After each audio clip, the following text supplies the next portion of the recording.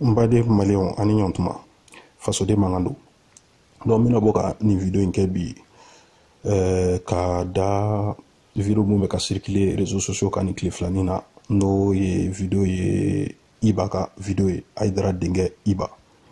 Donc a bɔra ka bɔ ka kɔnɔsukasikan dɔw fɔ soi-disant a bɛ ka moquer an na ka sɔrɔ a bɛ ka mal de k'a yɛrɛ la ale n'a ka jɛkulu mɔgɔ n'o ye Ansarud mɔgɔw ye n'a ka famille yɛrɛ a ka cɛkɔrɔba a bɛ ka mal de k'u yɛrɛ la tɔgɔ tiɲɛ ko de don. Donc n bɛ bɔ ka hakilina ye mun ye video in kan ka hakilina fɔ donc ni lamɛnbagaw ni maliyɛn den ɲɛma an bɛ ɲɔgɔn sɔn hakili la cogo min na ka da video in kan quoi. Donc an b'a yɛrɛ ka kumakan lamɛn n y'a kumakan yɔrɔ dɔw ta sa video dɔw tun b'a kɔnɔnaw la dɔw tun b'a la nafa tɛ mun na forcément n ye yɔrɔ dɔw kɔni ta que j'ai jugé nécessaire enfin important donc a hakilina do yɔrɔ kan donc an b'u lamɛn comme ça n b'a a jɔ ka sɔrɔ ka hakilina d'u kan au fur et à mesure. Ok, donc an ni ce aw ka tulo majɔ la a ka lamɛnni la merci. Anw wandalen bɛ kira la ko kira de ka bon mais anw bɛ ka fandenw da bɔsiw la k'a dun mais anw bɛ ka fandenw da bɔsiw la k'a dun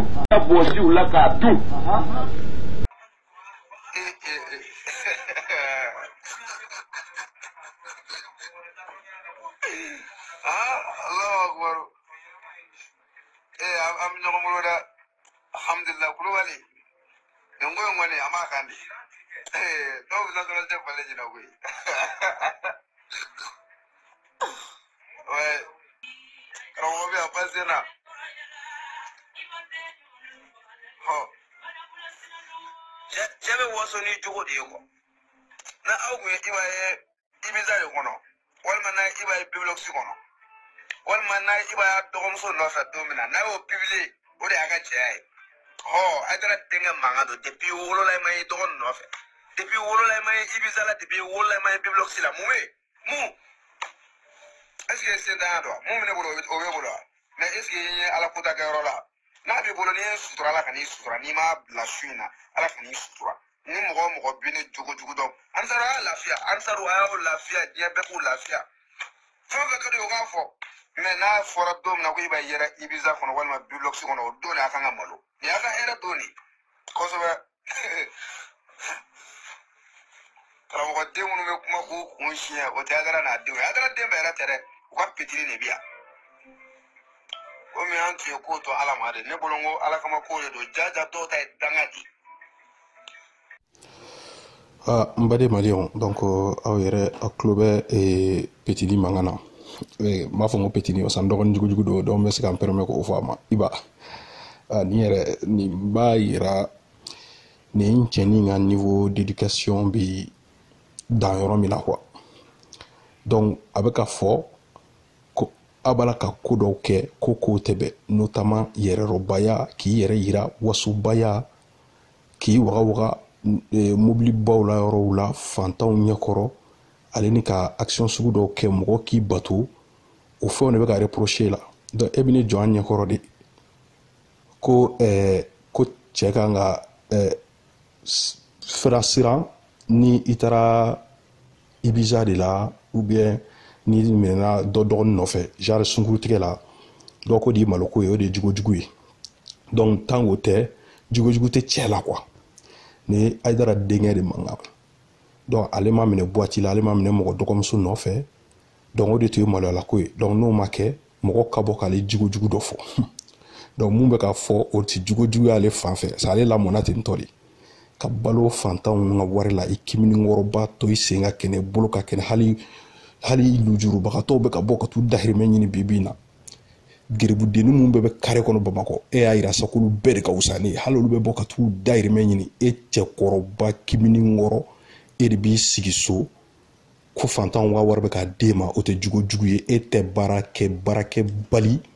o tɛ jugojugu ye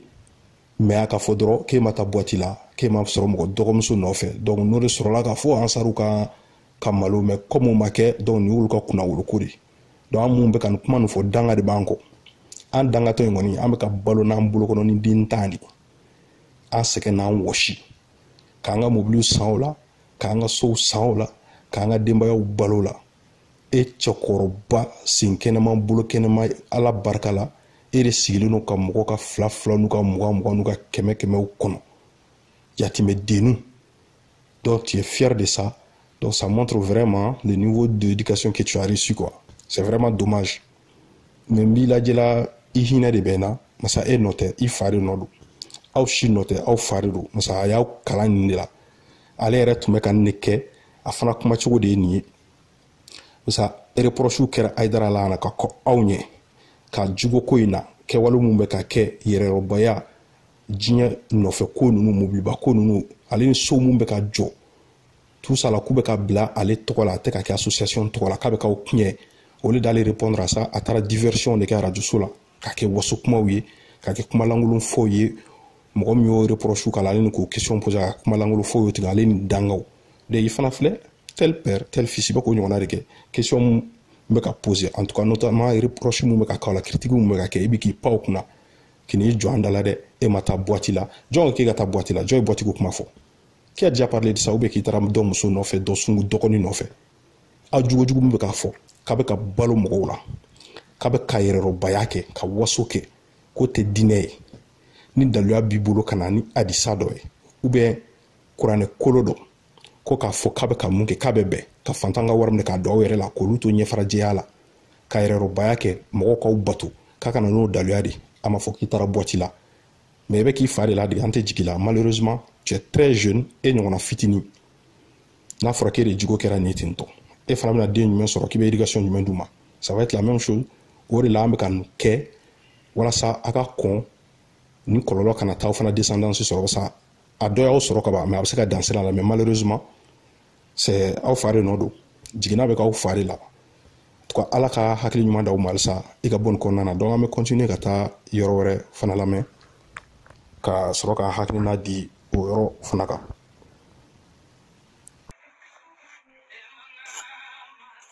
sini yɛrɛ dɔw bɛ nale ko daji u taara kulu dan ko mina ko n ka daji caman mun bɛ daji caya o ye fɛn dɔ bɛ yan pour que n ka daji caya ko k'a d'u ma u ka daji min quoi amisari ko daji mili de nege b'u la quoi k'u bɛ fɛ ka daji de min sisan an b'o ko de la sisan aw bɛ tɛgɛ da kun de la mɔgɔw bɛ daji ko la aw bɛ k'i tɛgɛ da kunkolo la mɔgɔ aw b'o de la a bɛ kɔfɛ dɛ an bɛ k'an daji di mɔgɔw ma u k'a min anw daji yɛrɛ fura de a tɛ nafa ɲɛ e ye dangaden de ye a bɛ nafa ɲɛ e ya ko kunfin ka n'u ka wari di an filɛ amisariw ka salon kɔnɔ dɛ tile mun yɛrɛ b'a la amisariw de y'a bɛɛ jɔ u ye Lexus kelen commandé n yɛrɛ 2018 na ala sɔnna ma a bɛ Dakar a kun kan ka kɛ surprise de ye mais mɔgɔw kɔnna a ma quoi Lexus bɛ sira la alhamdulillah foyi la yadurru sahab nubah al-qilab n'aw ka nin manamanakan bɛ nafa ɲɛ san m'anw sɔrɔ yan a utiliser k'a ka ɲi a ka di ne yɛrɛ kosɛbɛ. Iba tiɲɛ yɛrɛ la ni u kan kana daji min na komi n ko nɔgɔnin ye halisa a bɛ se ka n permet ka écart de langage dɔ k'i fan fɛ nɔgɔnin fɛ daji ka misɛn daji o tɛ koba ye o i boji ou bien i bokurun i bɛ ɲɛgɛnɛ ji kɛ o la ka fara ɲɔgɔn kan k'a mélanger donc k'o kɛ ji ye quoi k'o kɛ liquide ye quoi bo ni ɲɛgɛnɛ mélanger ɲɔgɔn na comme ça i b'o préparer k'o kɛ siyo kɔnɔ ansaru bɛ na i b'a dɔɔni kɛ mananin kɔnɔ k'a di d'u bɛɛ ma comme ça don o don jan'u ka bɔ sɔgɔmada fɛ ka so dɔrɔn u b'o mun yɛrɛ la ka sɔrɔ ka tile daminɛ n'o ye u b'u garisɛgɛ diya u bɛ mɔgɔw attirer ka k'u kan majiya fura quoi i boji ni ɲɛgɛnɛ mélanger ɲɔgɔn na don o don ansaru k'o mun yɛrɛ la ne kɔni fɛ o bɛ sɔn ka wusa ni daji ye sa daji ka misɛn regarde-moi ça mobile Lexus 2018 tɛ a ka na problème foyi t'a la o ka na mais i ni fa ani kɔrɔ ni dɔgɔnin aw k'aw sigi so kɔnɔ nɔ k'aw miiri dɔrɔn aw b'a ka Lexus in kɔnɔ aw b'a ka nin so nin bɛɛ la aw kunkolo lafiyalen tɛ o e fa bɔra ka mun fɔ Lexus ko la e b'a dɔn k'e bɛ haramu de kɔnɔ e fa b'a dɔn k'e bɛ haramu de kɔnɔ hali mun bɛ k'a d'e ma olu b'a dɔn k'e bɛ haramu de kɔnɔ mais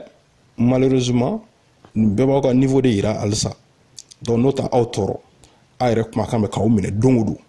adamadenw bɛ k'aw kɛlɛ n'aw kumakan de don o don fa ni den bɛ ka kuma bɛ ka ta don o don ɲɔgɔn kan an y'o yira siɲɛ caman a dɔw yɛrɛ bɔra ka kɛ kɔsa in na tuguni sisan ɲamɔgɔdenko la fa bɛ ka dɔ fɔ den bɛ k'o contraire fɔ donc a ɲɔgɔnna fana bɛ nalen nin fana kɔnɔna na tuguni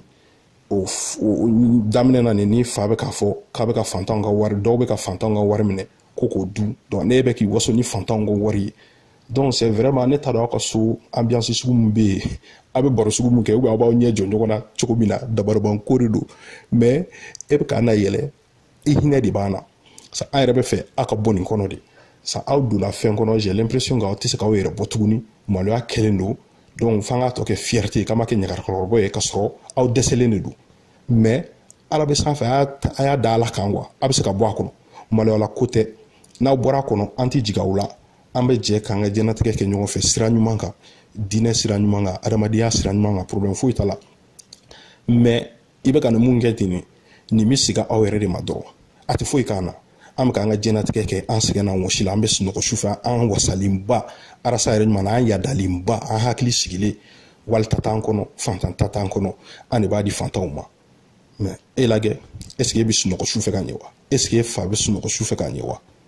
malheureusement hali n'a bɛ k'o de yira mɔgɔ la k'o de bɛ ka kɛ malgré clim mun bɛ filɛ aw ka salon kɔnɔ fɛn fɛn mun filɛ mun ni mɔgɔw ɲɛ wasalen don la malgré tout ça aw hakili lafiyalen tɛ aw y'o fɔ mɔgɔ ye wo o de ye tiɲɛ ye aw m'o fɔ mɔgɔ ye wo o de ye tiɲɛ ye an ka taa fɛ tugun ala ka hakili ɲuman d'aw ma halisa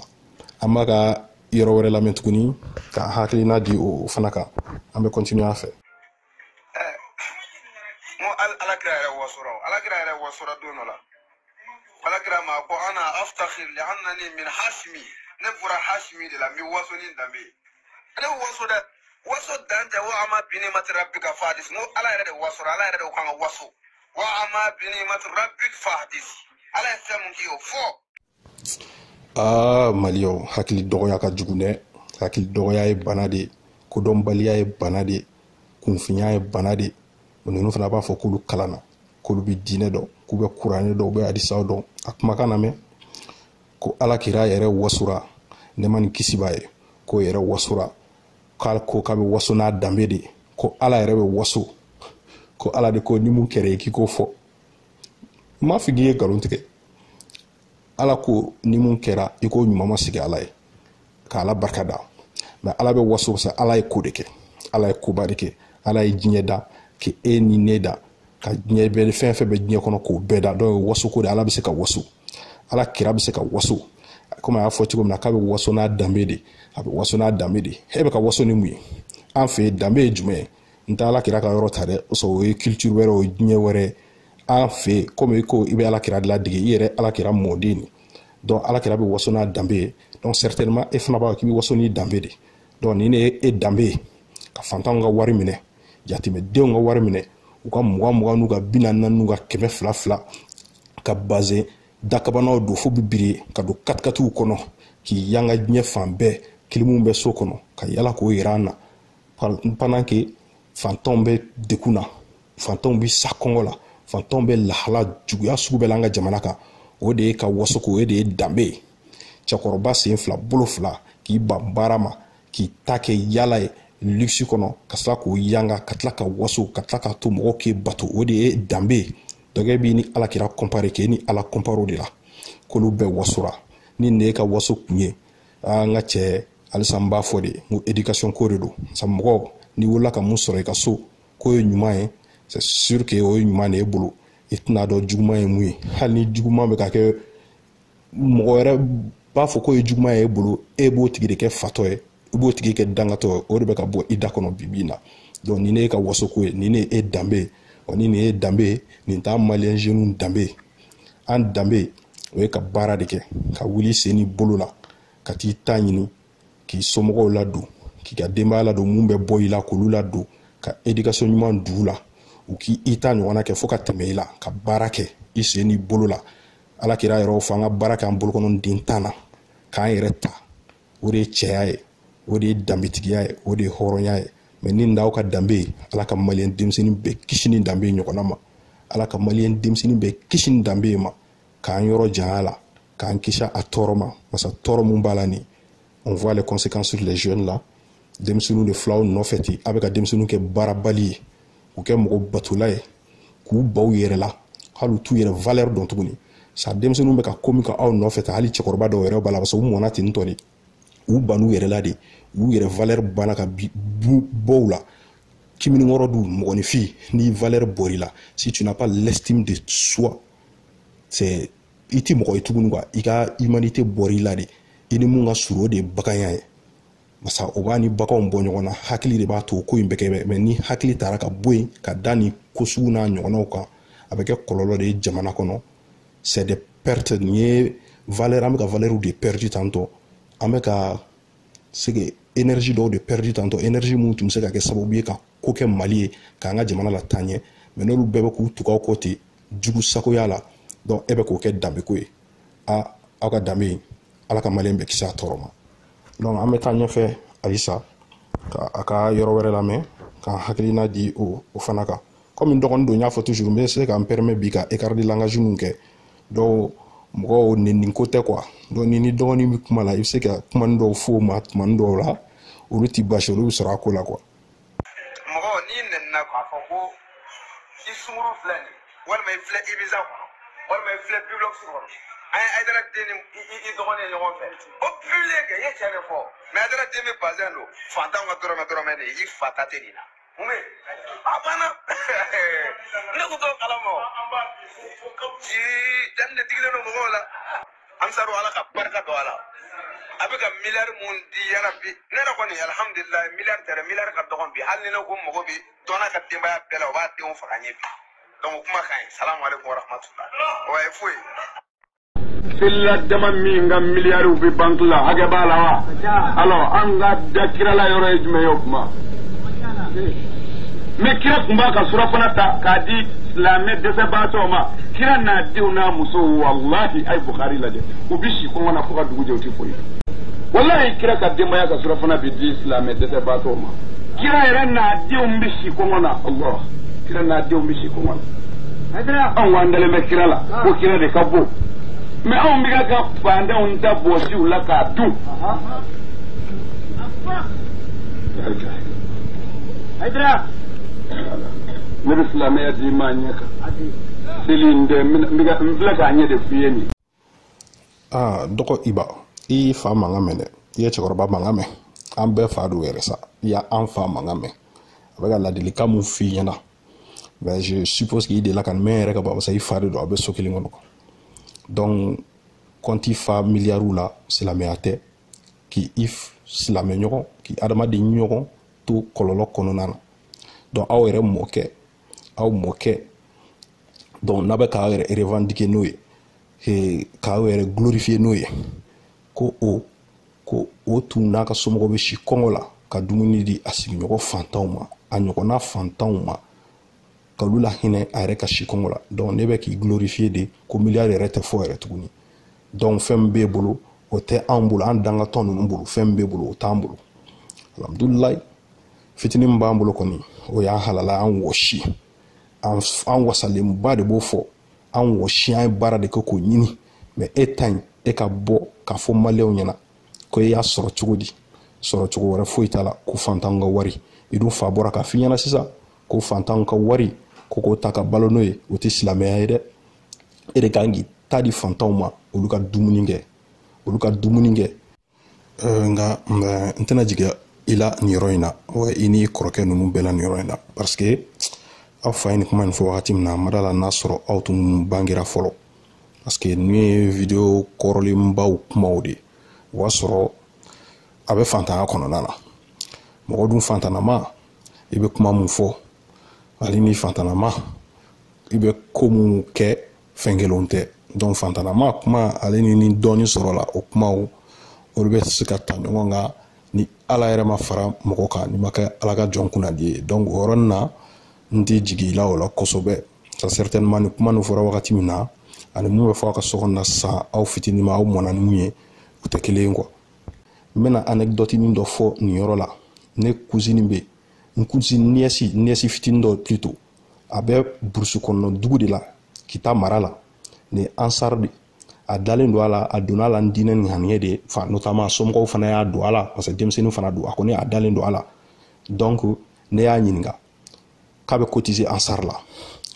kabe jildi kale be mugo di amana binani mu soro abo di ansar ma ndego ngabe kaka wardi ko nyumena ko ka dine deme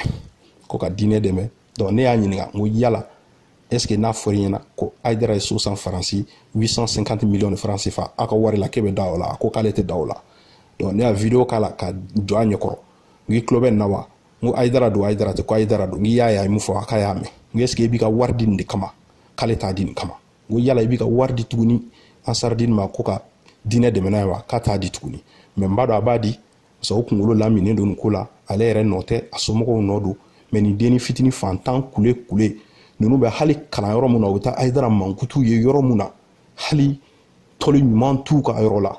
kuma tɛ luxe wɛrɛ ma ventilateur n'a kiritikarata courant yɛrɛ tɛ ninnu ka yɔrɔ la burusi kɔnɔna de don mais ninnu b'u ka fantan warini 20 40 denni fitinin a don a ye mun kɛ ne la ala de b'a dɔn k'o di ko ka diinɛ dɛmɛ mais o de bɛ ka ta ka don ni farilangolo i b'a mɔgɔlankolo mun ti danbe dɔn ale ka fierté o de a b'i sigi k'i waso n'o ye bɛn na an bɛ taga min diinɛ bɛ yɔrɔ jumɛn yɛrɛmajigi bɛ min mɔgɔ bonyali bɛ min hali mɔgɔ ye ko k'i ye i kan k'i majigu ye ka waleɲuman dɔw ye o bɛɛ bɛ yɔrɔ jumɛn donc e bɛ bɔ k'a fɔ de ansaru y'a donya u k'a kɛ tan i bɛ ni daji de d'u ma kunkolo minɛ ka misɛn o de bɛ k'an dusu kasi e b'a kɛ tan a fili i bɛ ka nin kan de la i tɛ ka nin k'an na i bɛ ka nin k'i yɛrɛ de la i bɛ ka nin k'i ka famille de la n'aw fa filila ne fɛ aw fana tun kan ka hakilima ye ala ka jɔn ɲuman yɛrɛ ka segin kɔ ka ko dɔ kɛ mun b'a to peut-être aw fa fana k'a ye k'a bɛ fili kɔnɔna na aw ka sira ɲuman ta mais na aw de y'o tɔ yɛrɛ tiɲɛbaga ye e bɛ ka mun kɛ ni nin ma mun tiɲɛ aw ka famille image la a tɛna o ɲɛ a la donc nafa jumɛn bɛ nin na sisan nɔ moi je me dis ni ko bɛ ka kɛ hali i k'a to yen i kana kuma o fana ka fisa ni nin mais e bɛ ka mun kɛ nin b'a tɔ de juguya donc même profiter nin yɔrɔ fɛ fana ka kuma ka adresser mɔgɔw la mɔgɔ mun tun bɔra k'a fɔ ko waye karamɔgɔw t'aw ka kuma mɛn karamɔgɔw denw t'aw ka kuma lamɛn u t'a dɔn k'a bɛ exister yɛrɛ pour dire à ces gens là que karamɔgɔw b'an lamɛn an nana n'o daluya ye n'u taara misiriba la wagati min na ko jeli bɛ bɔn ko k'an faga karamɔgɔ denw b'an ka kuma mɛn o daluya fana filaw bolo karamɔgɔ den de filɛ ka bɔ k'a kɛ yadaliya kan fɔ ye soit disant k'a bɛ k'an répond ka sɔrɔ a bɛ ka mali de k'a yɛrɛ la donc ka fɔ olu ɲɛna an bɛ ka mun kɛ nin nɔ de bɛ ka bɔ a la nin ye jenbe golobatɔ de n'a faratɔ tɛ a bilatɔ de don kulu bɛna se cɛncɛn kan hali a tɛmɛ ni ala sɔnna sa an bɛ ka mun kɛ nin ala de b'a dɔn n'an bɛ ka kan yɛrɛ de kama wa ou bien n'an bɛ ka kɛ fantanw de kama sa ni yɛrɛ ko de don an bɛ ala barika da an selen don an yɛrɛ kɔrɔ mais an bɛ ka nin kɛ ala b'a dɔn kun min don donc ala k'o tiɲɛ dɛmɛ comme mɔgɔ tɛ an kɔnɔ t'a dɔn ala de b'o dɔn an b'o to ala bolo mais mun ye mɔgɔw da ja u bɛ se k'o fɔ an kɔni ka tiɲɛw bɛ ka segin an ma an ka tiɲɛw bɛ ka segin an ma k'a fɔ ko karamɔgɔw b'an lamɛn karamɔgɔ denw b'an lamɛn wa hali u ye nkalon mun tigɛ wagati dɔ la ka bɔ o ye a kana karamɔgɔ denw ka fɛnw publier u photos publier a dɔ ta a bɔ ta o fana tiɲɛ sigilen filɛ nin ye k'a fɔ ko tun ye nkalon de karamɔgɔ yɛrɛ de ka mɔgɔw b'a publier a ka d'u yɛrɛ de k'a publier photo fɛn fɛn bɔra sisan nɔ bolo bɛ kunkolo kan yɔrɔ min na selijiw bɛ ka ta yɔrɔ min na fɛn fɛn bɛ ka fɔ ale ni Iba yɛrɛ filɛ ka nin mun kɛ nin tout est fait exprès a ɲɛ bɛ caméra la a b'a dɔn k'a bɛ ka filmer a bɛɛ la tout est fait exprès et puis a bɛ tila ka taa réseaux sociaux kan bɛɛ b'o kalama donc ala bɛ sanfɛ i tori ka juguya la i mɛn o mɛn a la ala b'a to i bɛ bɔ ni yɛrɛ don dɔ la a ye bɔ n'aw yɛrɛ a ye bɔ a kana dabila dɛ ko bi ko k'i b'an faga de donc continue a fɛ ala bɛ tiɲɛ dɛmɛ en tout cas ala ka hakili ɲuman d'aw ma halisa segin bɛ se ka kɛ kɔ halisa nin ko in bɛ se ka récupérer an ka vie hɛrɛ ni bade la ɲɔgɔn bolo sa mɔgɔ si ka laɲini tɛ mɔgɔ ka tiɲɛ mɔgɔ ta ka tiɲɛ mɔgɔ ka kɛ yeko fila ye an bɛ fɛ jigo dɔw de ka falen dɔrɔn ka bɔ a la silamɛya ka kɛ silamɛya sɛbɛ ye i n'a fɔ ala kira nɛɛma ni kisi b'a ye o taara ka silamɛya min to an ka hali n'an ma se k'o sɔrɔ en tout cas an ka gɛrɛ a la an ka gɛrɛ o la masa aw bɛ ka taa yɔrɔ min na bi o n'o cɛ ka jan ɲɔgɔn na ko jɛgɛjala ni baji aw yɛrɛ kumakan kɔrɔlenw b'o yira fan bɛɛ fɛ tuma bɛɛ en tout cas tun bɛ fɛ ka nin yɔrɔnin fitinin de fɔ ka fɛn dɔ fɔ Iba ye k'a fɔ k'a bɛ ka nin mun kɛ a tɛ k'a mun kɛ an na a bɛ ka mun kɛ a yɛrɛ de la a kɔlɔlɔ foyi t'an kan a kɔlɔlɔ b'a yɛrɛ de kan parce que an wasalenba de b'an fɛ ni ala ka diɲɛ donc hakɛto bɛ nin kan a k'an bɛn a ɲɔgɔnna wɛrɛ ma maliyɛnw